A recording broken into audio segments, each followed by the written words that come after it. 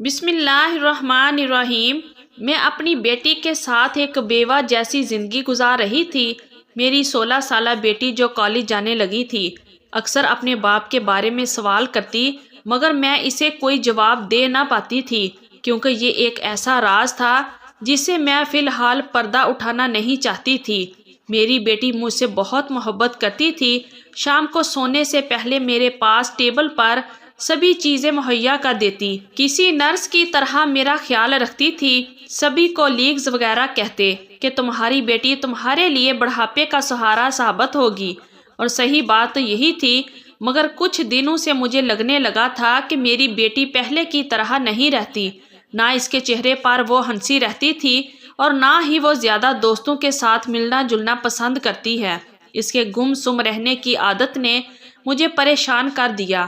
آج بھی وہ میرے سامنے بیٹھی تھی، میرے ٹیبل پر چیزیں سیٹ کر رہی تھی کہ اچانک کچھ سوچ کر بولی، اماں آپ کی شادی کب ہوئی تھی؟ بیٹی تم ایسی باتیں کیوں پوچھتی رہتی ہو؟ میں نے کہا، اماں بتائیے نا، ابا کہاں ہوتے ہیں؟ بیٹی تمہارے ابو خدا کو پیارے ہو گئے ہیں، اب وہ ہمارے پاس کبھی نہیں آ سکتے۔ بہتر ہے کہ تم بھی انہیں یاد کرنا چھوڑ دو، ان کی روح کو تکلیف مت دو۔ میں نے کہا تو وہ الجھ گئی، نہیں اماں، میں ان کی قبر پر جانا چاہتی ہوں، ان کے لیے دعا کرنا چاہتی ہوں۔ آپ مجھے یہ تو بتائیے کہ ان کو دفنایا کہاں گیا تھا؟ وہ تو میرے سر ہی ہو گئی۔ تمہیں بال سے کھال اتارنے کو کس نے کہا ہے؟ جتنی بات بتائی جائے اسی پر خاموش ہو جایا کرو۔ مجھے معمول کی طرح غصہ آ گیا۔ میری بیٹی روزانہ مجھ سے ایک ہی سوال کرتی کہ اس کے بابا کہاں ہیں، اور میں روزانہ ہی اسے ٹال دیتی، مگر اب اس کی باتوں سے لگتا تھا جیسے اس سے یہ بات چھپانا مشکل ہو گیا ہے۔ اس رات میں سوئی تو رات کو پیاس کی وجہ سے آنکھ کھل گئی۔ پہلو میں دیکھا تو بیٹی نہیں تھی۔ ماریا کہاں گئی ہو بیٹا؟ میں نے اسے آواز دی مگر آواز نہ آئی۔ مجھے اپنی بیٹی پر کوئی شک وغیرہ تو نہیں تھا، مگر آج کل اس کا چپ چاپ رہنا اور پھر میرے کمرے میں بھی نہ آنا ایک خطرے کی علامت تھا، مگر میں نے ان باتوں کو سنجیدگی سے نہیں لیا۔ میرا خیال تھا کہ میری بیٹی کو جو بھی پریشانی ہے وقت گزرنے کے ساتھ ٹھیک ہو جائے گی۔ ویسے بھی میری بیٹی مضبوط اعصاب کی مالک تھی، مگر میرا اندازہ غلط نکلا۔ صبح میں اٹھی، ماریا کہیں بھی نظر نہ آ رہی تھی۔ میں نے اسے بہت پکارا مگر اس نے جواب نہ دیا۔ تب میری نظر ڈرائنگ روم پر پڑی جس کا دروازہ اندر سے لاک تھا۔ مجھے حیرت ہوئی کہ ماریا ڈرائنگ روم میں کیا کر رہی ہے، جبکہ رات کو بھی وہ کمرے میں موجود نہیں تھی۔ میں نے ماریا کے کمرے پر دستک دی، اسے بلایا، آواز دی، مگر اس نے کسی بات کا جواب نہیں دیا۔ تنگ آ کر میں نے پڑوس سے ایک آدمی کو بلایا جو بجلی کا کام بھی کرتا تھا اور کارپینٹر بھی تھا۔ اس سے پہلے کہ صغیر تالا کھولتا، میری بیٹی نے اندر سے دروازہ خود ہی کھول دیا۔ میں نے دیکھا اس کی آنکھوں میں لال ڈورے دوڑ رہے تھے جبکہ چہرے پر سکون پھیلا ہوا تھا۔ کارپینٹر کو میں نے یہ بتانا مناسب نہیں سمجھا کہ میری بیٹی دروازہ کیوں نہیں کھول رہی تھی۔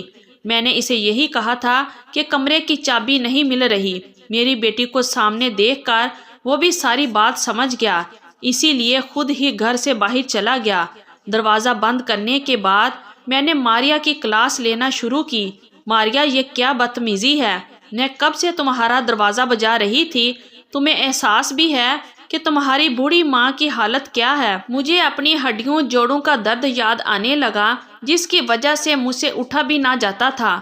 سارا دن بستر پر پڑی رہتی، بڑی مشکل سے اپنے کاروبار کا حساب کتاب دیکھ رہی تھی۔ امی جان مجھے معاف کر دیں، مجھے پتہ ہی نہیں چلا آپ دروازہ بجا رہی ہیں۔ کیوں بھائی، تم ایسا کیا کام کر رہی تھی کہ تمہیں خبر تک نہیں ہوئی کہ کوئی دروازہ پاگلوں کی طرح پیٹ رہا ہے؟ میں نے سارا غصہ اس پر نکالا۔ امی جان معاف کر دیں، آئندہ ایسا نہیں ہوگا۔ اس نے جھکی جھکی نظروں سے کہا۔ وہ تو مجھ سے نظر بھی ملا نہیں پا رہی تھی۔ اس کی ان باتوں سے مجھے اور بھی شک ہونے لگا، مگر کیا بتاؤں ان دنوں میری صحت کی حالت کیا تھی۔ ہڈیوں میں تو پہلے ہی درد تھا۔ رات کو پانی پینے اٹھی، باتھ روم میں پھسل کر گری تو میرے جسم میں ایسی چوٹیں آئی کہ ہلنا بھی محال ہو گیا۔ اب تو لگتا تھا کہ بقیہ زندگی بڑھاپے میں مزدوری میں ہی گزرے گی۔ میری بیٹی ماریا مجھے تسلی دیتی، کہتی کہ امی جان آپ کی بیماری कुछ भी नहीं है, ये मिनटों सेकंडों में हल हो जाएगी। आप परेशान मत हुआ करें, मैं आपको कभी बीमार नहीं रहने दूंगी। मैं इसकी बात पर हंस देती, मगर ये मैं ही जानती थी कि मेरे लिए ये वक्त कितना तकलीफदा था। बहरहाल वो अपने कमरे में ही ज़्यादातर मसरूफ़ रहती, किताबें पढ़ती, टीवी वगैरह देखती। मेरी बेटी जब भी आती मेरे पास बैठकर मुझसे बातें करती, मेरा दिल बहल जाता। वो मुझे कमरे में छोड़कर अक्सर बाहर चली जाती। मैं इसे आवाज़ देती तो 2-3 मिनट ज़रूर लगा देती, आवाज़ भी ना निकालती, जैसे किसी ने खामोश रहने की हदायत की हो। इसकी बातें मुझे उलझन में डाल देती। एक दिन की बात है, मेरे सर में बहुत दर्द था। मैंने इसे बुलाया तो भागती हुई अंदर कमरे में आ गई। मैंने कहा, मारिया, मेरे सर में दर्द हो रहा है, मेरा सर तो दबा दो। वो खामोशी से मेरा सर दबाने लगी, मुंह से एक लफ्ज़ भी नहीं बोली। अब मैं अक्सर नोट कर रही थी कि मारिया ज़्यादातर खामोश रहती है, मेरी आवाज़ देने पर भी वो बात नहीं करती। मेरी बेटी को हो क्या गया है, मैं दिल ही दिल में सोचती। मजदूरों की तरह लेटी आराम करती या फिर इस बेटी का ख्याल रखती, जैसे मैंने बचपन में कभी तवज्जो और मोहब्बत ही नहीं दी थी। शायद ही इसका असर था कि वो इस कदर खामोश रहने लगी, लेकिन वो मेरा बड़ा ख्याल रखती। मुझे बिस्तर से पाँव भी ना हिलाने देती, कहती, आपको तकलीफ़ हो जाएगी, आप बैठिए, आराम करें, मैं आपको हर चीज़ यहीं पर लाकर दूंगी। अपने कमरे तक महदूद होकर रह गई थी। मेरे शक्की जहन में तरह तरह के सवालात आने लगे। मैं सोचने लगी कि मेरी बेटी आखिर मुझे कमरे से निकलने क्यों नहीं देती। तब एक दिन मैंने इसे कहकर मार्था को बुलाया। मार्था मेरी पुरानी जानने वाली थी। मैंने अपनी बेटी के जानने के बाद मार्था से सारे हालात का जिक्र किया। कहने लगी, तुम्हें परेशान होने की ज़रूरत नहीं, मैं तुम्हारी बेटी पर नज़र रखूंगी। तुम चल फिर नहीं सकती तो क्या हुआ, तुम्हारी आंखें और कान बनकर मैं इस घर में रहूंगी। तुम बस अपनी बेटी से कह दो कि वो मुझे इस घर से जाने का ना कहे और ना ही ऐसा सोचे कि मैं चली जाऊं। मार्था पर मुझे पूरा यकीन था। इसने मुझे कहा कि हो सकता है तुम्हारी बेटी किसी ऐसे काम में पड़ गई हो जिसे निकलना इसका मुश्किल हो रहा हो। मैं निगरानी करूंगी तो यकीनन वो मुझसे बच नहीं पाएगी। अब मुझे मार्था का इंतज़ार रहने लगा। मैंने अपनी बेटी से कहा कि ये मेरी एक पुरानी सहेली है, इसके शोहर ने इसे घर से निकाल दिया है, तलाक याफ्ता है। बेचारी कुछ दिन यहीं पर रहेगी क्योंकि इसके पास और कोई ठिकाना नहीं है। तुम इसका ख्याल रखना और इसे अपने साथ ही रखना। मारिया मार्था को देखकर परेशान हो गई, बोली, अम्मी जान, क्या अब ये यहीं रहेंगी? इसकी परेशानी की वजह मुझे और मार्था को खूब समझ आ गई थी।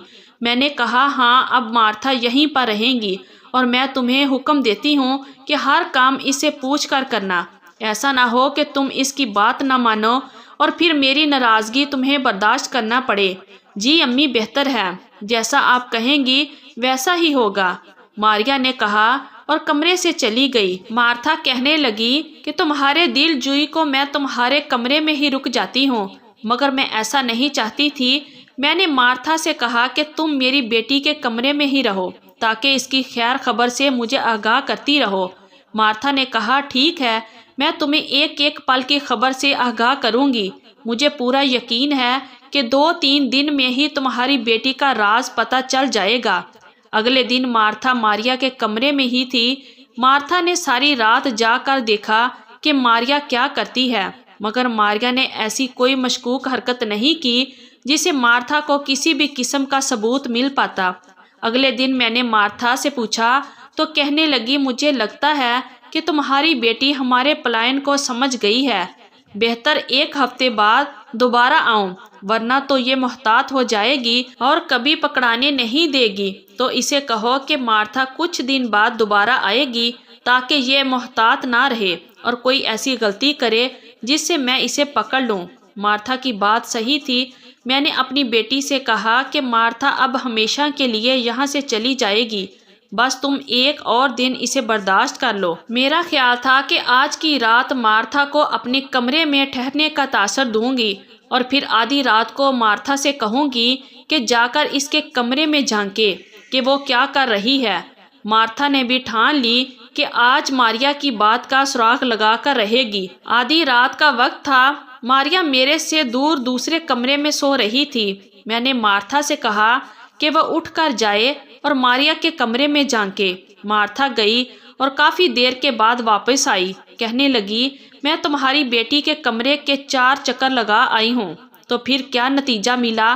میں نے بے چینی سے پوچھا۔ کہیں وہ کسی لڑکے کے چکر میں تو نہیں پڑ گئی؟ میں نے پریشانی سے پوچھا۔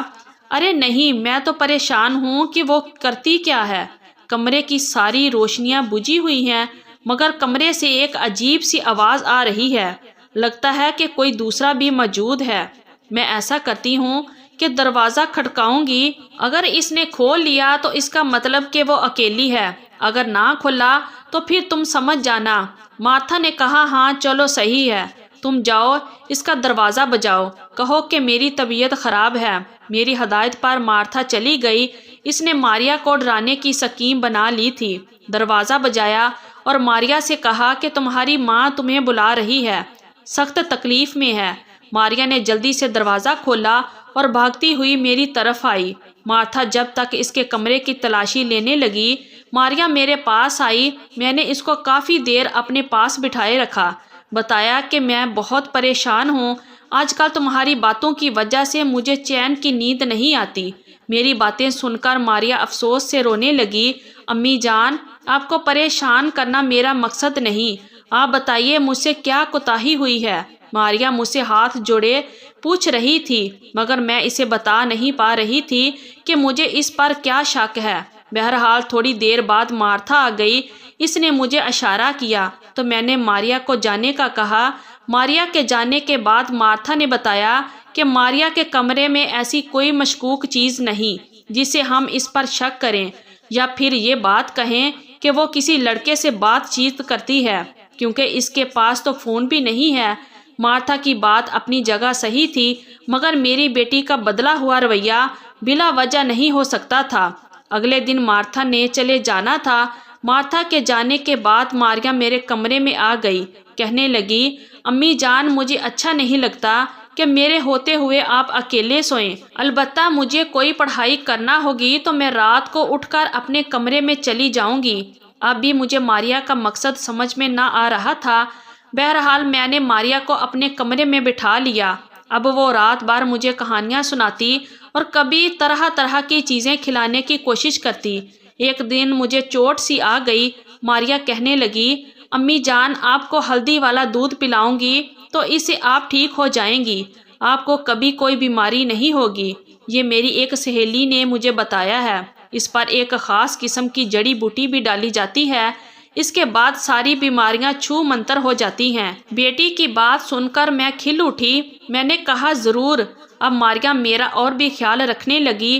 وہ دودھ والا گلاس لے کر آئی جس میں ہلدی ملی ہوئی تھی۔ میں نے ایک ایک گھونٹ کر کے دودھ پیا۔ ایسا لگ رہا تھا جیسے میرے جوڑوں میں سکون اترتا جا رہا ہو۔ دودھ کا پیالہ ختم ہونے کے بعد مجھے گہری نیند آئی۔ رات کو میں بہت پرسکون انداز میں سوئی۔ ایسا لگا جیسے سارے درد میرے جسم سے بھاگ گئے ہوں۔ صبح نیند سے بیدار ہوئی تو خود کو تر و تازہ پایا۔ میں جان گئی تھی کہ میری بیٹی نے واقعی مجھے ایک پر اثر دوا دی ہے۔ اب روز یہی ہونے لگا۔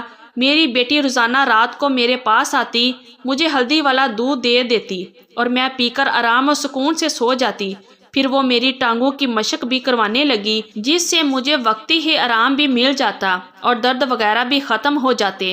لیکن پھر بھی مجھے ماریا کی طرف سے سکون نہیں تھا۔ یوں لگتا تھا جیسے وہ مجھ سے کچھ چھپا رہی ہو یا مجھ سے کچھ کہنا چاہتی ہو۔ میں پھر بھی خاموش رہی۔ میں صحیح وقت کے آنے کا انتظار کر رہی تھی۔ ویسے بھی مارتھا نے کہا تھا کہ وہ اگلے ہفتے آ جائے گی۔ ایک دن رات کے وقت کی بات ہے، ماریا میرے کمرے میں دودھ والا گلاس لے کر آئی۔ میرے ہاتھ چونکہ کانپتے رہتے تھے، اسی لیے دودھ میرے ہاتھ سے گر گیا۔ دودھ گرنے کی دیر تھی کہ ماریا کا رنگ فاق ہو گیا۔ اس کی رنگت ایسے اڑی جیسے میں نے دودھ نہ گرا دیا ہو، سونے کا پانی گر گیا ہو۔ ماریا کی اڑی ہوئی رنگت نے مجھے حیرت میں ڈال دیا۔ ماریا، ایسا کیا ہو گیا ہے؟ تم اس قدر بکھلا کیوں گئی ہو؟ دودھ ہے بیٹی، اور لے آؤ، گرم کرو اور ہلدی ڈال کر دوبارہ لے آؤ۔ میری بات پر ماریا کچن میں پلٹ گئی مگر اس کے چہرے پر پریشانی کے آثار تھے۔ میں نے دیکھا وہ بہت حیران لگ رہی تھی۔ واپسی پر اس کے ہاتھ میں ایک روئی کا گچھا بھی تھا۔ اس نے بڑی احتیاط سے وہ سارا گرا ہوا دودھ روئی والے گچھے میں چوس لیا اور پھر اسے باہر لے جانے لگی۔ میں اپنے ذہن میں کچھ سوچنے لگی کہ کل کیا کرنا ہے۔ اگلے دن جب ماریا دودھ کا گلاس لے کر آئی تو میں نے کہا، بیٹی میں یہ دودھ نہیں پی سکتی، اس میں تم چینی نام کو نہیں ڈالتی۔